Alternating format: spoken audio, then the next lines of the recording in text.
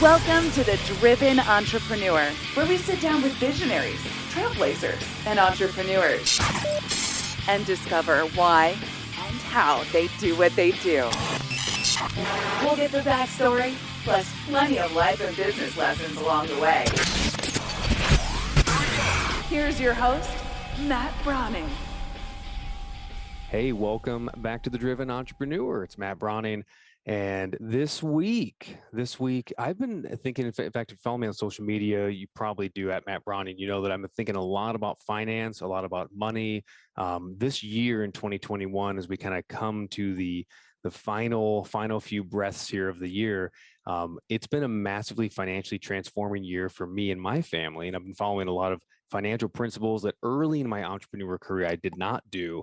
And that's why I've been having some people from all different backgrounds, relationship to finance, money mindset. And this week's no different. I have Chad Wildarson. Now, Chad is an entrepreneur. He's a president of Pacific Capital. He's a fiduciary and wealth advisory firm, founded over 10 years ago. He's written 2 best-selling books. His latest book, Stress-Free Money, was in Forbes 21 books to read in 2021. And he's brought this message all over NBC News and Yahoo Finance and all over the place. He also is into his second term as the elected city treasurer in his local community in Southern California. So I cannot wait to jump into that conversation. How are you going to take care of the communities that, well, quite frankly, I think sometimes the government doesn't control the finances the way we would as entrepreneurs. And I love having a guy like Chad at the helm. So Chad, welcome to the show. How are you, man? I'm doing great. Thank you for having me. This is a big day for me. So financial life, when we first started going here, you talked about, I said, what exactly are you doing differently in your firm than a lot of other places? And you said how much you focus on financial mindset. And, you know, I find, like, I put off retirement planning for a long time. I always thought I would just make more money and I never had to worry about my future. Tell me a little bit about how you get into the mindset of people when it comes to their money, and what are some of the major blocks that you see showing up? So that's a great question, Matt. And I would say, first of all, I think the word retirement is basically a dead word. It's a dead concept. And I think it's interesting that the more we work with entrepreneurs and families, the more I feel like they're really looking to plan for financial freedom. They're thinking about, when could I stop doing what I don't like, or when could I stop working if I want to? I want to have that option. And so really it's a mindset that's not like an age-based retirement like our parents and grandparents, but it's more like a cash flow based financial freedom lifestyle where my investments in businesses and things like that are providing me enough income to be comfortable. And I basically have the freedom to do whatever I want, whenever I want, with whomever I want. And that's a really liberating mindset and a place to reach. I think that's something that we all strive for, but I'm seeing entrepreneurs achieve that at much younger ages than I think ever in history, because they're not looking at this age 65, I'm going to retire like grandpa or grandma, and I'm going to sit on the porch in a rocking chair and have my coffee and read the newspaper. Like, it's not like that. I'm going to be involved in projects and businesses that I start, or mentoring and foundations. I'm going to travel more. So, well, 65 is so young now too. I feel like, is it because as a culture, we've been getting older and older? We want to have a second win, third win. I think it's just a different, we're not as much in the big corporate work and get a pension situation as we used to be. You know, people are self-reliant financially, and the companies and governments are less able to really just take care of someone because they're living to 80, 90, or 100.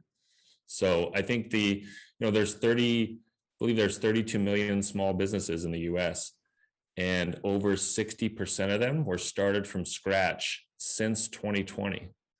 And so people have been kind of forced to think differently about their financial life and their future. And frankly, it might be a positive thing. Did I hear you right? I have not read that statistic. 60%. 60%.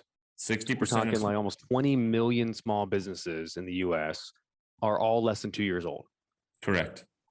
Now, most of the small businesses do not have employees. So it's one man, one woman bands, but it's incredible. I posted about this on LinkedIn the other day because it was like Small Business Day or Entrepreneur Day or something like that. And so I just shared some of the recent stats, and they're pretty interesting. Most people are not working for big corporations anymore as a percentage of workers in the US. And in a lot of ways, you don't have to anymore. I think that's what I've seen in this. They call it the Great Resignation that's been happening over the last 18 months, 20 months, Right. where, it's like, wait, I've been home with my kids. I've been missing something. And it's not about I want to be home in my PJs, but I see what I've been missing. I've had the time to stretch and to breathe and to say, what do I really want to do here? What is this money that if some of the people got laid off, right? People had to stretch money and learn that they didn't need maybe as much as they thought they needed to. Would you say that's accurate? I would say, yeah, the assumptions that we previously had have been reassessed, and we've had to basically challenge those assumptions and say, what is required? What is necessary? What do I really want? I think more people have moved to different places than ever before, just because of circumstances in where they live, or just the opportunities, or remote work. It's a time to say, what do I actually want? And it's a great time to look at your life, your time, your attention, your money, and think about where you're investing everything. Where you're investing everything. When it comes to, we started talking in the beginning just about money mindset itself. Right. What is it do you think about the idea of planning? That for some people, it feels like a 4-letter word, or it's scary, or it's frustrating, or it's hopeless. Like, what is it about it that doesn't get someone, say, through your doors until a certain point? And I what think happens to get them through the doors, metaphorically? The initial obstacles are fear or intimidation or kind of doubt. I think people feel like perhaps they're behind where they wished they would be by now in their life. And so they don't want to face that reality. They'd rather just stick their head down and stay in their routine because it's comfortable. And it's also intimidating. There's so many decisions to be made. There's a complex world of news and financial changes out there that it's hard to know where to get reliable information. You're constantly being peppered and bombarded by the news and by other people telling you their financial experiences. And it's like, where do I turn for advice? So I think people come through our door when they're ready to actually make progress, and they say enough is enough. I'm not going to settle for average advice anymore. I'm not going to settle for the life I've been living. I want to do something more. I want to do something better. Often they come to us because they've got a high income, or they've received some money and they're like, what do I do now? This is too big for me to do it on my own. Or they've outgrown the advice circle around them. And it's like, I need to level up and get people who know what they're talking about at these levels. So that's often what we hear when new people come through.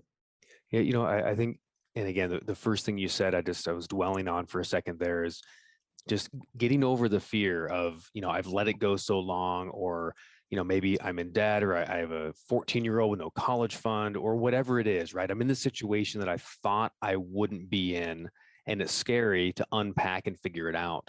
But there is something to that courage of, I'm going to, like, I grew up as a kid, I didn't want to go look at the boogeyman. I didn't want to go to bed at night by myself in the dark. But at some point, I had to face the boogeyman, right? I had to look in my closet and go, you know what? If there's a monster there, I'm going to look at him. And if there's not, he's going to be gone. And I think in our finances, we got to look at that monster in the eye. And it might not be as scary as it is. How often do you think, Chad, like somebody comes in, it's like, I remember at 18, here's a second metaphor, sorry, but I went to the dentist for actually the first time. I had never been to the dentist as a kid. And my parents were good parents. I don't know why. We just never went to the dentist. And at 18, I showed up, and when they came back to the room with the x-rays and they told me the damage, I'm like gritting my teeth. I'm closing my eyes going, okay, I just need a whole new mouth, right, doc? And I had one cavity. And I realized that it wasn't as scary as I thought it was going to be. And it wasn't as bad as I thought I had let it get. Apparently I brushed my teeth and it was okay. How often do you think people come into your office, or they sit down for that first time, they face that boogeyman of their finances, and the road to redemption actually isn't nearly as steep as they thought it was going to be? I'd say very, very likely that's the scenario, is when you find out that there are options and there are planning opportunities. It's typically never too late to make progress. And so progress starts by telling the truth. You have to actually assess where you are. And I think that's best done by a professional fiduciary who's going to be objective and tell you the truth. Like, You don't want to go to someone that's going to just tell you what you want to hear. And so you want to go to that doctor that says, you know what, you got to cut the double cheeseburgers out of your diet and start exercising a little bit, because you're not headed on the track where you want to be. So what you're telling me, but what your actions are, don't really align. And I think that's one of the great benefits of actually taking those first steps, is getting your goals and your actions and your money and your time all aligned and all going in the same direction. And I want my financial doctor to actually care, right? To look at me and say, man, those cheeseburgers are killing you. You got to knock it off. You mentioned the word fiduciary. Can you just explain that to the audience? I want to make sure that everybody understands, because there's differences between like agents, brokers, and oftentimes, not every time, but oftentimes brokers are going to be out kind of for themselves by the nature of the system, if that makes sense. Can you kind of explain the difference between just standard brokers and you being a fiduciary, and what to look for when you're looking for help? And I'll say this, there are 600,000 financial professionals, financial advisors, quote unquote, in the US, and everyone sounds the same. Everyone seems the same. Everyone makes the same claims and promises. So I They don't all have that nice sweater over a tie. Yeah. I don't blame the, actually, I wear no ties and tell no lies. So I don't blame the public for just being kind of confused or maybe mistrusting of our industry, because there's just it's a lot of conflict of interest in our industry. There's a lot of sales stuff, and it's expensive. Oftentimes people are getting charged way more than they need to pay. And so a fiduciary has a legal duty and obligation to put the client's interest first. A fiduciary doesn't have conflicts of interest where they're getting paid by selling investments to a client. Unfortunately, less than 4% of financial advisors in the country are licensed fiduciaries. When I spent my 9 years at Merrill Lynch on Wall Street Bank, I was not a fiduciary. I was in a commission-based role. And though I had good intentions and I always wanted to help the people I served, the system was set up for us to be incentivized to always make money for the company, for the shareholders. And so when I left and became a fiduciary, it was like a burden lifted off my back, where I could be extremely transparent and open, and I could have more of a variety of options to give advice. What to look for your audience when you're looking for a financial advisor. I absolutely recommend you find a licensed fiduciary. If you're an entrepreneur, work with someone and a fiduciary who's also an entrepreneur, who's started and grown businesses, who has a payroll, who's done these things, if you're a real estate investor, someone who's also a real estate investor, right? You're not going to go to get parenting advice from someone who's never had kids. You're not going to go to a trainer who is out of shape and doesn't exercise. So go to someone and get advice from someone who actually is doing the things that you want to do or that you're already doing, who can give you advice from experience and not from a book or a manual. That's solid. Hopefully that makes sense. Oh my gosh. And on that fiduciary trust side, you're legally bound to the clients and morally bound. And it's a good thing, because that's what you want. And that's what we want. In a past life, I sold life insurance and I've sold mortgages. I've done a lot of different kinds of work in the entrepreneur world. And not knowing the difference, I just thought, hey, this is a great product, so I'm going to sell this product. But the end result is, regardless of what my client really needs, my interest still lies in, if they don't buy this thing, I don't get paid. You got to be Correct. a really, really good person to say, I'm going to walk away from this paycheck. You Right. shouldn't do it. So I love the approach for it. So guys, look for that 4% that's fiduciary. You can find them. How do you know the difference? Like if I look someone up, you said everyone looks really similar to the same. Yeah. Some of the, I don't know, a red flag to look for, or like a little wording or anything that can give us a clue to, hey, I'm on the right track here. If we're outside of your area, obviously. For sure. Yeah. The designation certified financial fiduciary, that's a CFF. That's rare, but that's something to look for. That's absolutely a stamp right there. You can't do that if you're not a fiduciary.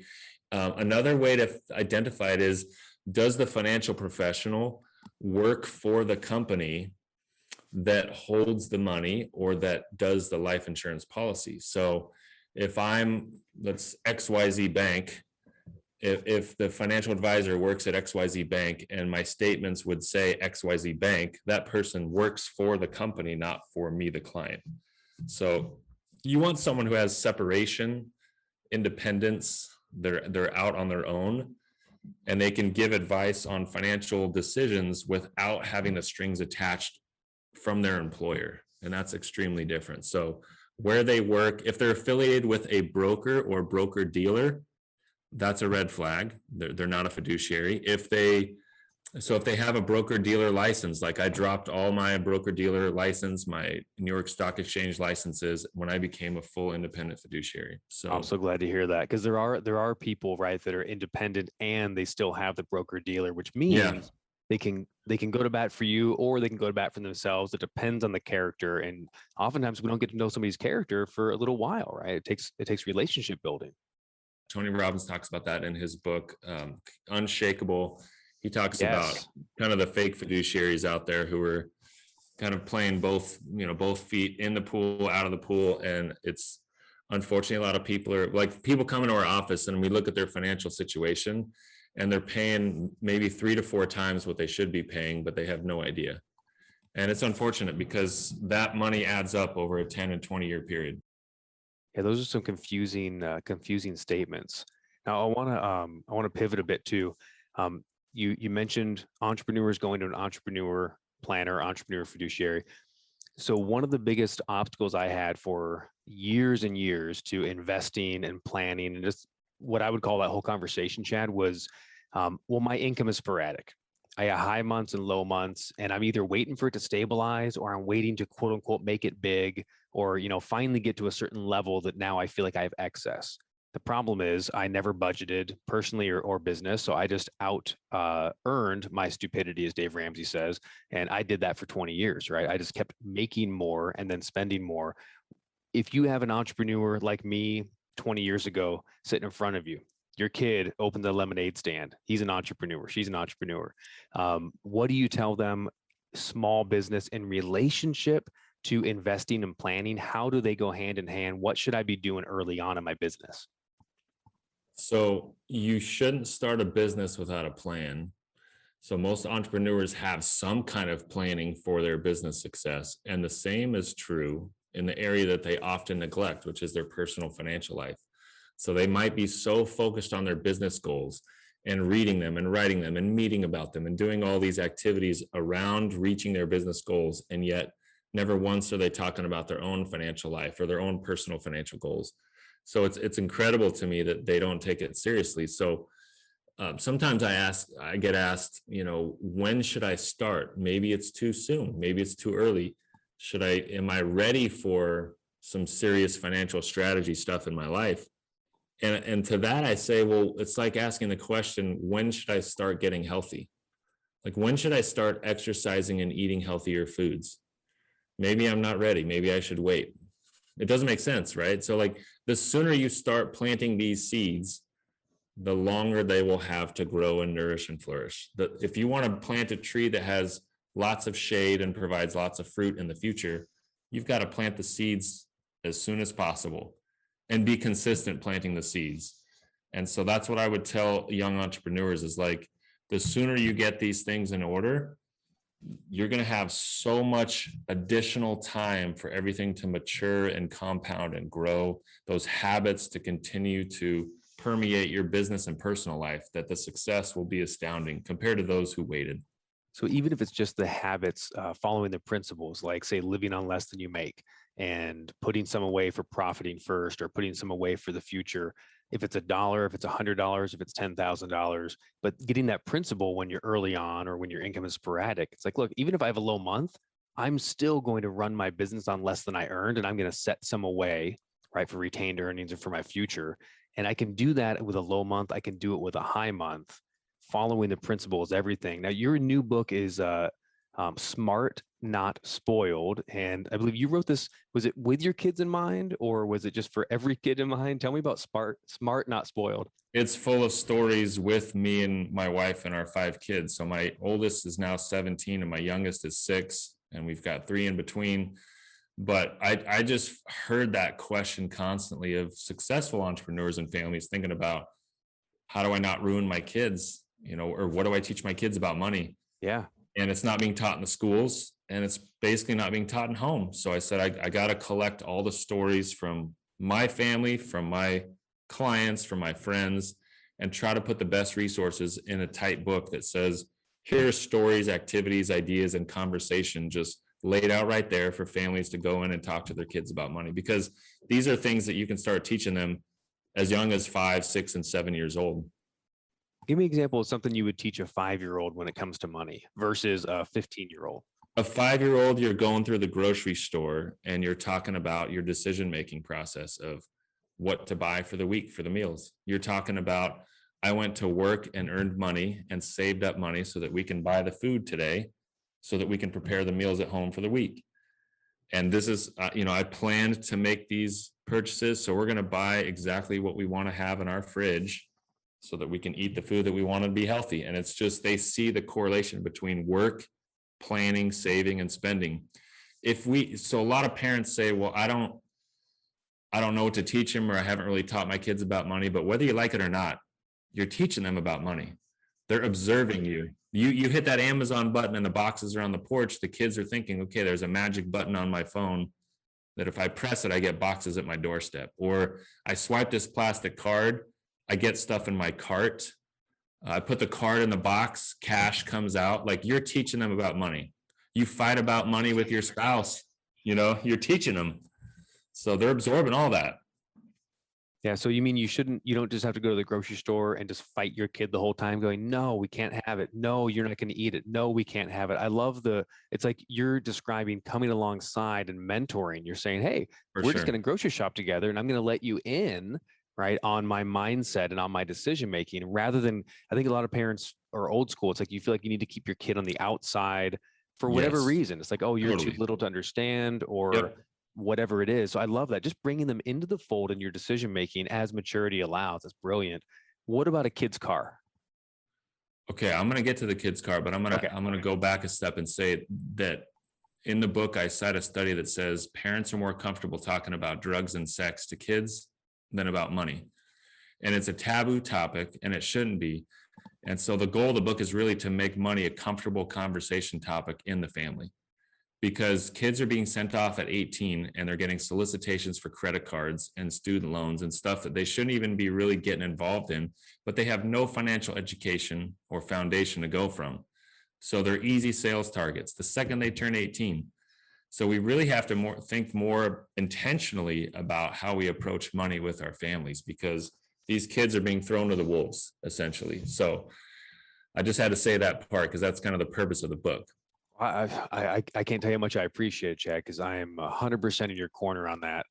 They are getting thrown to the wolves, and not only are they getting no financial education from school, but to our whole point here, oftentimes just as parents, if you're not in the financial world, or maybe you don't have a good relationship with money yet, and you're trying to figure it out, you're walking it out.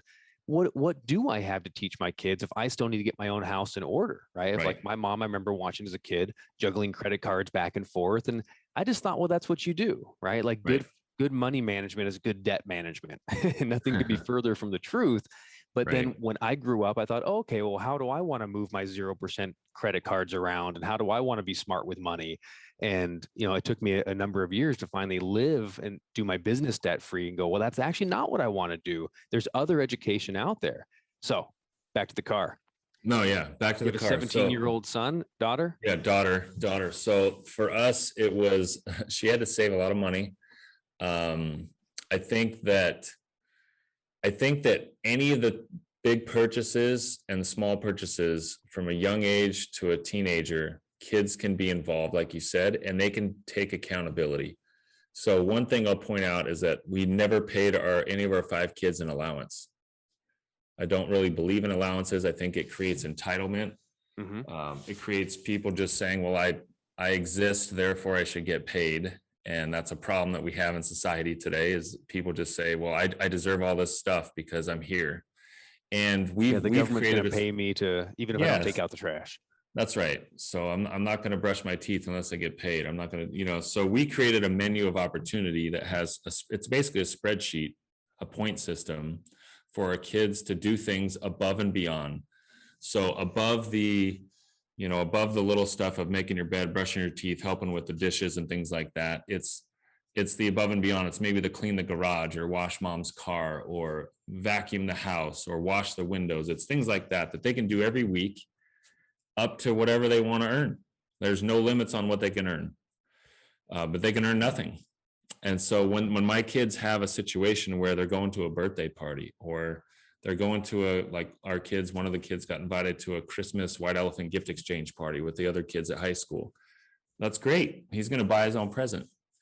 So he's going to have to figure out how he's going to earn that money to buy the presents. So one of them had a birthday party at an amusement park over Thanksgiving break. Very expensive to go to the amusement park, but they figured out a way to earn the money because they really wanted to join up with their friends. So they took initiative to go on that spreadsheet and earn the money to be able to then participate. And I think that not only gives them a little bit more appreciation and respect for money, but it also gives them a great level of confidence that they're being self-reliant. And so with a car or with any other purchase like that, I think it's very important that they're taking ownership, they're doing the research, they're earning some money and contributing. You said contributing. So you might, like for a car or college, whatever it is, you might contribute as well, but you're not just going to say, hey, here's a red bow in the driveway. Correct. I didn't have it when I was a kid. Now I want to give it to you. Correct. No, Yeah, I think that's important. Just because you can't afford it doesn't mean you should. Smart, Not Spoiled is the book, and that makes absolute perfect sense. Chad, this is good stuff, man. I could keep talking about the kid part. I got one 10-year-old boy. What do you do? You don't need to call any of your 5 kids out in particular, but what do you do if, say, one of them, you give them the chart of opportunity and they don't take any opportunities? And you're an entrepreneur and you're like, come on. Yeah. No, how do you handle that? My 11-year-old is kind of in a slump right now. It's been a few weeks and he's putting up the bagel. He's getting 0 the last few weeks, while the other kids are collecting a lot of money right now. Even my 8-year-old's she's making money because she said they've got to buy their own Christmas presents for each other and they have to give the siblings a gift. And so my 11-year-old's kind of slacking. I think and Christmas is coming. Everyone's getting the cookies. No, I know. I mean, I think the thing that we can do is just really encourage them and see the why behind it. It's not all about just the money, but it's about what money can do for them, the experiences it might provide, the things that they really want. There's going to come a time where he wants to do something and he's going to have to take it out of his own checking account. That's another thing, open bank accounts for the kids at a young age. If you're an entrepreneur, hire your kids, put them on payroll, have them do actual work, let them read a paycheck, learn about tax withholdings and things like that. Like there's so many ideas in the book that I think could really make a difference to kids before they leave the nest. I think it's important. That's so good. Chad, thanks for the time, man. Final question before we head out. You are in your second term elected as city treasurer, the city of Corona. So you're out in Southern California. We were talking, that's right where I grew up as well. What does the government need to do to fix their books? It's a cool story I'll share. 2016, when I came in as first time elected, I'm on the 4-year presidential cycle. So I get to be on the cover of the ballot with all the controversial presidential stuff every time. But basically, I came in and saw that we were extremely over leveraged. Our debt obligations in the future are insurmountable, would swallow up our city, like literally would swallow up our city if we didn't do something different. We did a lot of healthy things for the balance sheet. I changed the way we save and invest our cash flow. We had about $230 million that was in an earmarked investment portfolio that I was managing when I first started. And it's geared towards our future debt obligations. It's not like a slush fund, but it pays for our debts and then maybe extra expenses.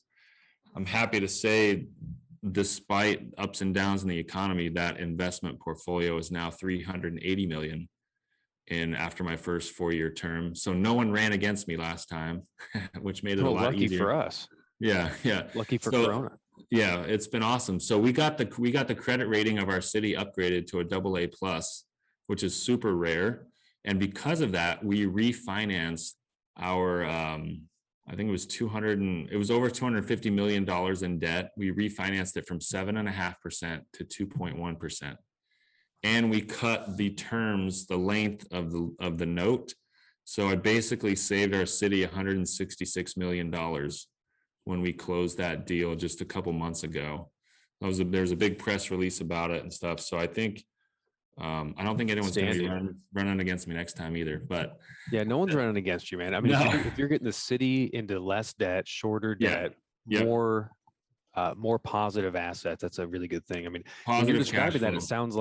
it sounds like my household budget with a lot of extra zeros. Yes. And it's Yep. bizarre how in government, it's like it seems to be a different mindset than, Right. hey, live on less than you earn, Right.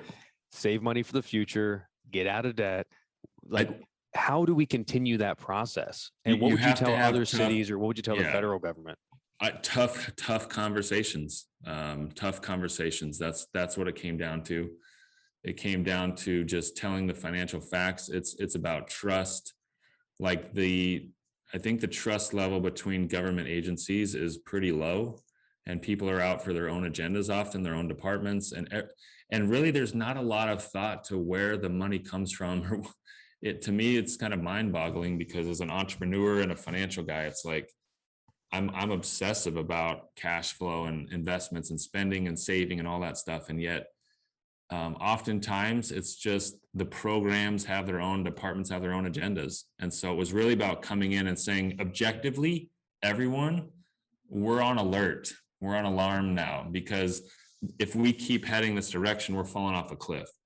And so I'm coming in, I'm more of a financial expert than anyone here. I love and respect all of you for what you're good at, but it's time for me to kind of shake things up and reformat our future by making financial changes here. So I'm thankful for the opportunity that I've been able to do that. Very, very good. Okay, so you heard it here first, or maybe second. Don't run against Chad next term. That's going to be outstanding. The book, again, the most recent book is Smart Not Spoiled, a great financial guide for your kids, full of stories and metaphors and great examples of how to raise smart kids, not spoiled kids, how to do good with money. Chad Willard, thank you so much for coming on, or Willardson, I'm sorry. Thank you for coming on. You're amazing. You're awesome. I appreciate you very much.